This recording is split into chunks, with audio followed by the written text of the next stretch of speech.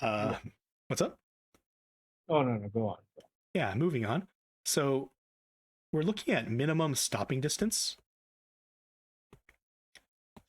for something traveling at, oh, I don't know, it's just whatever meters, the speed is whatever meters per second. I don't know, let's call it 20. And let's say the, stopping distance is 40 meters. These values probably line up, including the distance traveled during the driver's reaction time. So reaction time is, I don't know, half a second or something. I don't know if these values are self-consistent. I just made them up right on the spot. But I'm probably sure that whatever values you get from your uh, homework assignment will probably be self-consistent. But it's asking, what is the minimum stopping distance for the same car traveling at a different speed? Okay. Minimum stopping distance. Uh I'm trying to remember how to do these problems. Is it basically saying that the brakes just apply a certain acceleration? I think this is maximum and minimum exerted. I think so. Because the teacher Hmm. was relating back to it. Really? Hmm.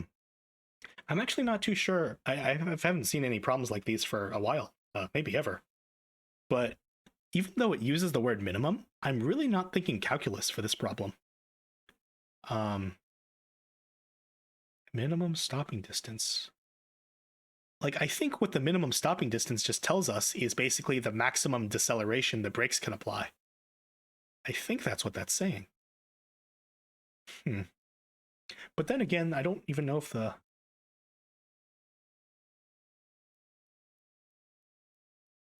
Yeah, maybe I'd have to think about this one. I'm really not sure how to treat these problems at the moment. Including the distance traveled. Okay, so the driver's reaction time is just some like, constant spacing because because they just can't react fast enough, right? So whatever reaction time times whatever their speed is that they're asking you is going to give you some distance where they're, moving before the stopping is being applied. So this is full speed, and this is the braking. And I guess the acceleration for the braking is just pointing them in the opposite direction. I'm not quite sure if we can assume that it's a constant acceleration or not. I don't really know how to do the problem if it's not constant. Hmm. Do you happen to know any more context off the top of your head as to what the teacher said regarding Uh, can use this of be calculus? approached? Um, can this be approached just using kinematics or not? Well, that's the sort of what I don't know here is whether or not it's a reasonable assumption for acceleration to be considered constant or not. Um,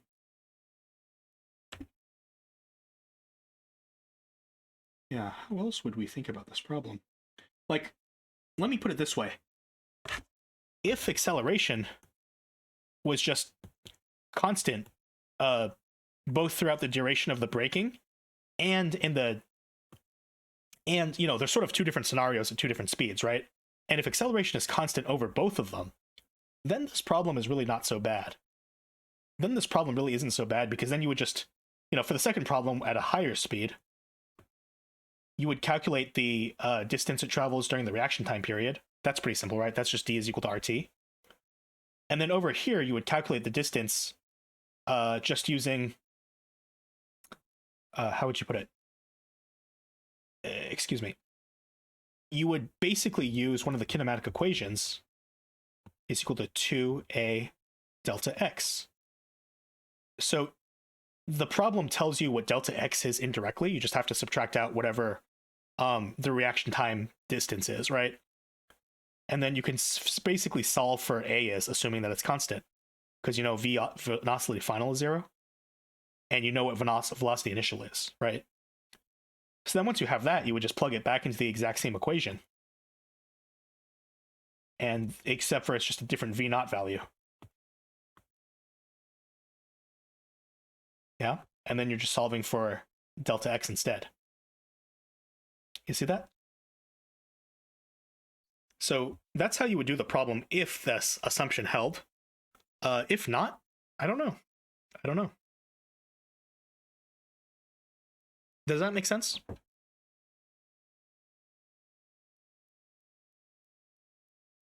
So this if it said acceleration was constant or if it had acceleration in the problem. Yeah. I mean, if acceleration was constant across both across both scenarios, then I would be pretty confident that something like this is a solution. It's just I'm not sure if this is a reasonable assumption or not. But if this isn't the way to do it, then I'm really not sure off the top of my head what the correct approach would be. Maybe we just ought to revisit this after a little while. Let's see if we can find an example from somewhere else.